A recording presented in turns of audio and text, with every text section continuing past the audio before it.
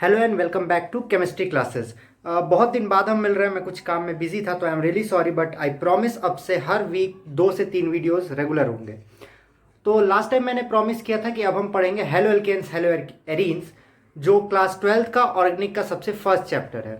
तो इसको स्टार्ट करने से पहले मैं बता दूं, 12th ऑर्गेनिक एंट्रेंस एग्जाम के रिस्पेक्ट से एज वेल एज बोर्ड के एग्जाम के रिस्पेक्ट से बहुत ज़्यादा इंपॉर्टेंट है। अगर बोर्ड की बात करें तो सीबीएसई में इससे 30 to 35 मार्क्स एंड आईसीएसई में भी सेम वेटेज है। और जितने भी नेम रिएक्शंस आप लोग को पढ़ने हैं वो सारे मैक्सिमम 75% तक 12th में ही आते हैं। तो इसको बहुत ही अच्छे से पढ़िएगा। अगर आपका मन हो तो यहाँ से आप नोट्स भी कॉपी कर सकते हैं, और अगर आपके कोई क्वेश्चंस हो तो वो आप नीचे कमेंट भी कर सकते हैं। तो आइए स्टार्ट करते हैं हेलो एल्केन्स और हेलो एरीन्स, जिसका वीडियो मैं 2 पार्ट में आप लोग को प्रोवाइड करूंगा। Let's start.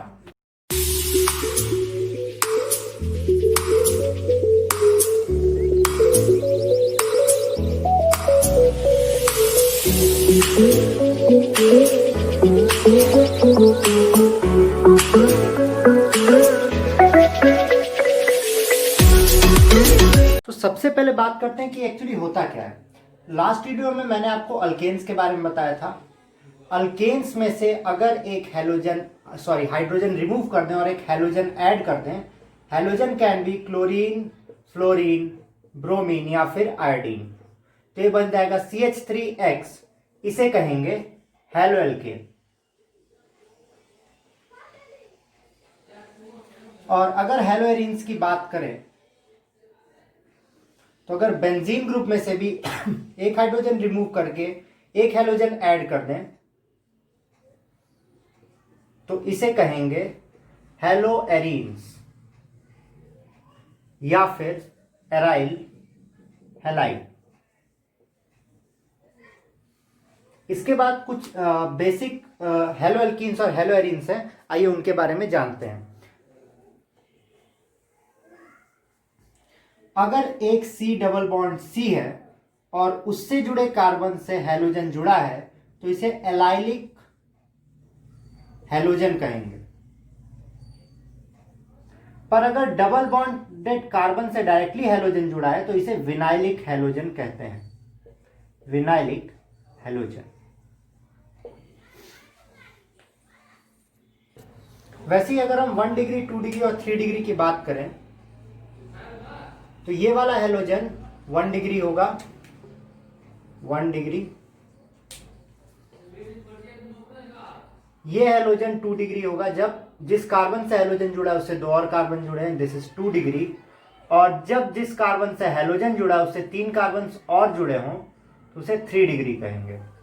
ये सब तो आपको पहले से पता है। अगर स्टेबिलिटी की बात करते हैं तो इसका जो कार्बोकैटायन बनेगा, अगर हैलोजन जाता है तो हमें हमेशा से पता है कि हैलोजन इज मोर इलेक्ट्रोनेगेटिव। तो हैलोजन जाएगा तो हमेशा इलेक्ट्रॉन लेके जाएगा और कार्बन पे प्लस चार्ज बनाएगा, जिससे कार्बोकैटायन बनेगा। तो यहां पे बनेगा 1 डिग्री, 2 डिग्री एंड 3 डिग्री। और जैसा कि हमें पहले से पता है, कार्बोकैटायन की स्टेबिलिटी डिटरमाइन होती है हाइपर कॉन्जुगेशन इफेक्ट से।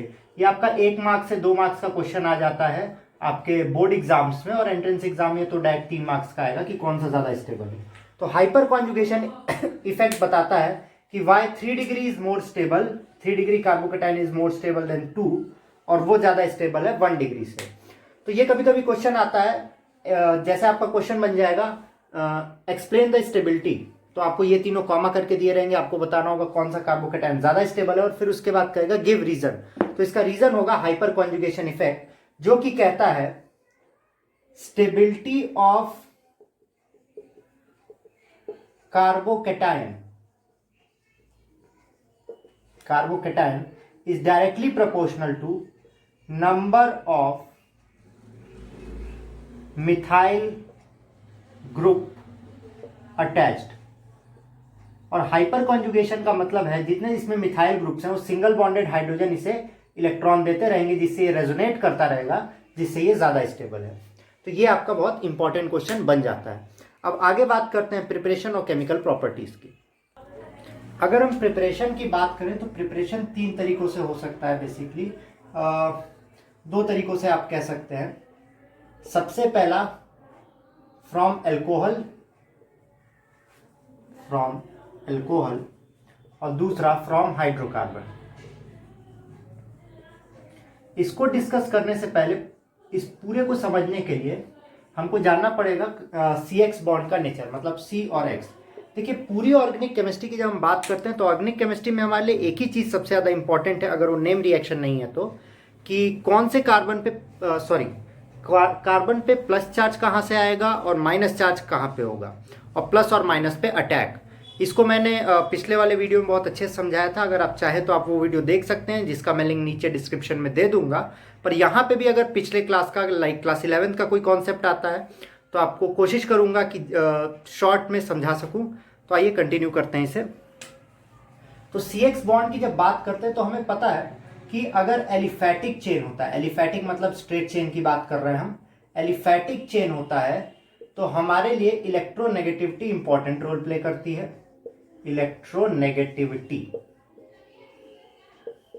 और हमें हमेशा से पता है इलेक्ट्रोनेगेटिविटी का ऑर्डर क्या है, fluorine, oxygen, nitrogen, chlorine, bromine, iodine, sulphur, carbon, जिसको मैंने बताया फॉन्कल ब्रिस्की। फॉन्कल ब्रिस्की fluorine, oxygen, nitrogen, chlorine, bromine, iodine, sulphur, carbon. तो हैलोजन हमेशा कार्बन से ज्यादा इलेक्ट्रोनेगेटिव होगा, और इलेक्ट्रोनेगेटिव का काम क्या होता है, इलेक्ट्रॉन अपनी तरफ खींचना। तो इस केस में हर जगह कार्बन पे पॉजिटिव चार्ज ही आएगा। ठीक, तो बात करते हैं इसकी प्रिपरेशन की अल्कोहल से, फ्रॉम अल्कोहल। तो अल्कोहल से इसके कई सारे रिएजेंट हो सकते हैं, हमें याद करना इसलिए इंपॉर्टेंट है क्योंकि उसके बाई प्रोडक्ट्स हमारे लिए इंपॉर्टेंट होते हैं। तो अगर बात करें ROH, R हमारा अल्काइल ग्रुप है, डायरेक्टली अगर इसको एसिड HCl से रिएक्ट करवाते हैं तो यहाँ सब्स्टिट्यूशन रिएक्शन होगा। देखिए, R पे प्लस चार्ज, OH पे माइनस चार्ज, H पे प्लस चार्ज और Cl पे माइनस चार्ज। तो प्लस माइनस एक साथ, प्लस माइनस एक साथ, और हमारा रिएक्शन हो जाएगा RCl प्लस H2O। तो ये तो नॉर्मल न्यूट्रलाइजेशन रिएक्शन की तरह भी आप कह सकते हैं। नेक्स्ट आता है हमारा सल्फोनिल क्लोराइड से SOCl2। तो SOCl2 में हमें RCl तो मिलता है, पर इसका एक मेन इंपॉर्टेंट बाई प्रोडक्ट होता है sulphur dioxide gas, SO2 gas, और इसके साथ साथ हमें मिलेगा HCl। तो ये होता है सल्फर डाइऑक्साइड के साथ। अब तीसरा रिएक्शन के बारे में बात, दो इंपॉर्टेंट रिएक्शन यहां पे होते हैं जो आपसे कई बार पूछे गए हैं। अल्कोहल के साथ PCl3 फॉस्फोरस ट्राइक्लोराइड, और अल्कोहल के साथ PCl5 फॉस्फोरस पेंटाक्लोराइड। यहां पे हमारे लिए मेन प्रोडक्ट तो हमारा यही होगा क्लोराइड, और क्लोराइड फॉर्म करने के लिए सबसे इंपॉर्टेंट ये होता है, इजी प्रोसेस है। बट इसका जो बाई प्रोडक्ट है वो आता है H3PO3, और इसका जो बाई प्रोडक्ट है वो आता है POCl3 प्लस HCl। तो यहां पे बाई प्रोडक्ट से हम डिफरेंशिएट कर सकते हैं। कभी कभी आपको दे सकता है कंप्लीट द रिएक्शन, ये रहेगा और यहां से ये गायब कर दिया जाएगा। तो जैसे ही आपको दिखेगा कि यहां पे H3PO3, आप यहां पे लिख सकते हैं PCl3 बन रहा है। इसके बाद last but not the least, जब हमें बाई प्रोडक्ट्स नहीं चाहिए होते हैं, क्योंकि आपको पता है अगर बाई प्रोडक्ट्स रहेगा तो रिएक्ट करेगा, तो अल्कोहल को हम रेड फास्फोरस के प्रेजेंस में किसी भी हैलोजन से रिएक्ट करवा देते हैं। Halogen can be chlorine, bromine, iodine. तो यहां पे हमें डायरेक्टली RX मिल जाएगा। तो ये सारे प्रोसेस थे जहां हम अल्कोहल से बना सकते थे हैलोजन्स। अगला हमारे लिए आता है हाइड्रोकार्बन। अब हाइड्रोकार्बन क्या होता है ये आपको मुझे उम्मीद है अगर आप 12th में और ये वीडियो देख रहे हैं या प्रिपरेशन कर रहे हैं तो आपको हाइड्रोकार्बन्स तो पता ही होंगे। हाइड्रोकार्बन्स अल्केन, अल्कीन और अल्काइन को कहते हैं, और अब हम उनसे प्रिपेयर करना सीखेंगे। अगर आपने हाइड्रोकार्बन नहीं पढ़ा है या आप उसके बारे में नहीं जानते तो आप पिछला वीडियो देख सकते हैं, और मैं कोशिश करूंगा यहाँ पे आपको थोड़ा सा बता सकूं। दूसरा आता है फ्रॉम हाइड्रोकार्बन। अब हाइड्रोकार्बन की बात करते हैं तो हाइड्रोकार्बन अल्केन हो सकता है, अल्कीन हो सकता है जिसमें डबल बॉन्ड होता है, या फिर अल्काइन हो सकता है। इन तीनों में से कोई भी एक हाइड्रोकार्बन हो सकता है। और अब इनसे हम हैलाइड्स बनाना सीखेंगे। तो आइए सीखते हैं। सबसे पहला जो आपका है वो है अल्केन से, फ्रॉम अल्केन्स। और इस मेथड को कहते हैं फ्री रेडिकल मैकेनिज्म। और ये अभी तो शायद आपके कोर्स से हट चुका है, उस पर मैंने एक वीडियो बनाई, आप वो भी जाके देख सकते हैं। तो फ्री रेडिकल मैकेनिज्म तो हट चुका है, बट आपको पता होना चाहिए क्या होता है, क्योंकि एल्केन से बनाने का यही एक तरीका है। तो देखिए CH4 in the presence of Cl2 और लाइट, फ्री रेडिकल हमेशा लाइट रिएक्शन के प्रेजेंस में होता है, HNu, ये बनाएगा CH3Cl। और अगर इसे कंटिन्यूड करें कई प्रोसेस तक तो बनाएगा CCl4। अब जो भी आपको चाहिए हो। अब बात करते हैं इसके मैकेनिज्म की। तो इसका मैकेनिज्म 3 इंपॉर्टेंट पार्ट्स में डिवाइडेड है। इनिशिएशन ये पहला पार्ट, नेक्स्ट है प्रोपागेशन, और तीसरा पार्ट आएगा टर्मिनेशन।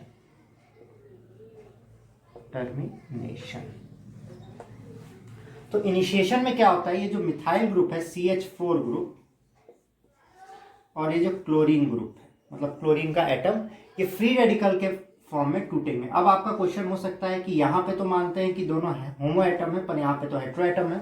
बट जो HNu है, HNu का काम होता है होमोलिटिक फ्यूजन करवाना। होमोलिटिक का मतलब होता है जब जो बॉन्ड है उसके दोनों इलेक्ट्रॉन्स आपस में इक्वल बटे, और उस केस में फ्री रेडिकल बनता है।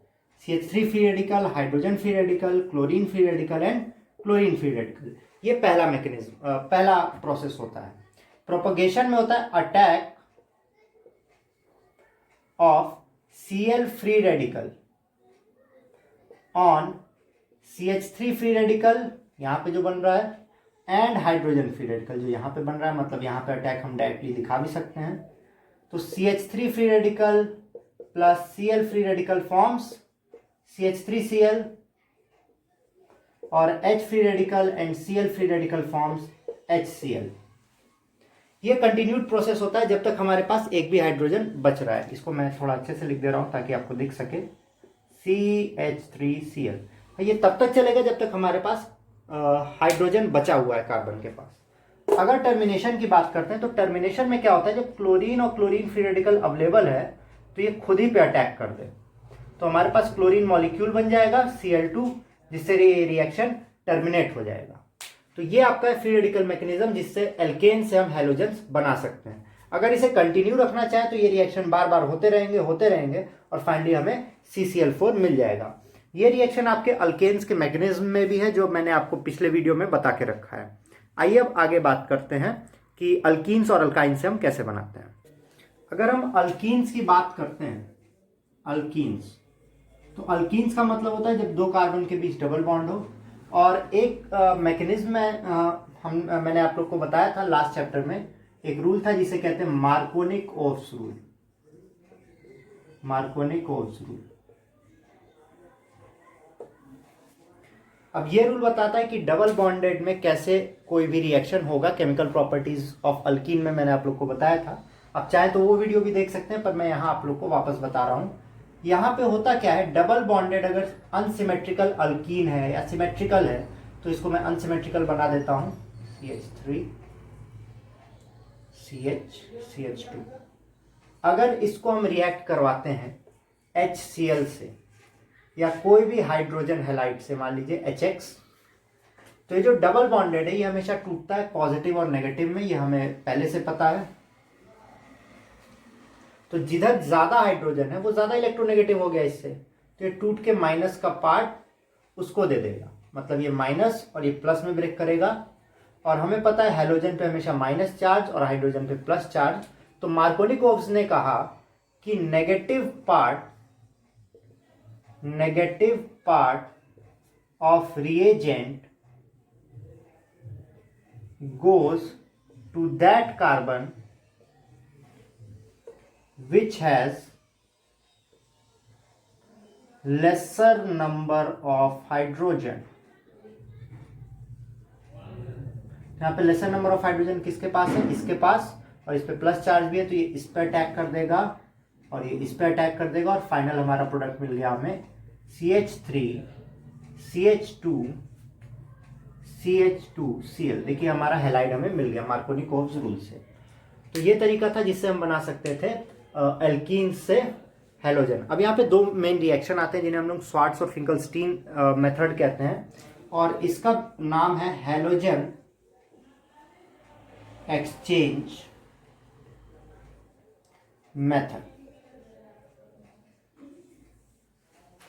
हेलोजन एक्सचेंज मेथड हमारे लिए इंपॉर्टेंट क्यों, क्योंकि हम लोग आयोडीन के साथ जब भी रिएक्शन करवाते हैं तो आयोडीन के साथ रिएक्शन रिवर्सिबल होता है और फ्लोरीन तो फॉर्म ही नहीं करता है। तो उनसे बनाने के लिए हम हेलोजन एक जगह से दूसरे जगह ट्रांसफर कर देते हैं, जिससे इसके कारण इसे हेलोजन एक्सचेंज मेथड कहते हैं। तो आइए इसकी बात करते हैं। हम लोग ले लेते हैं CH3X, X में भी Cl और Br plus silver iodide sodium iodide in presence of acetone.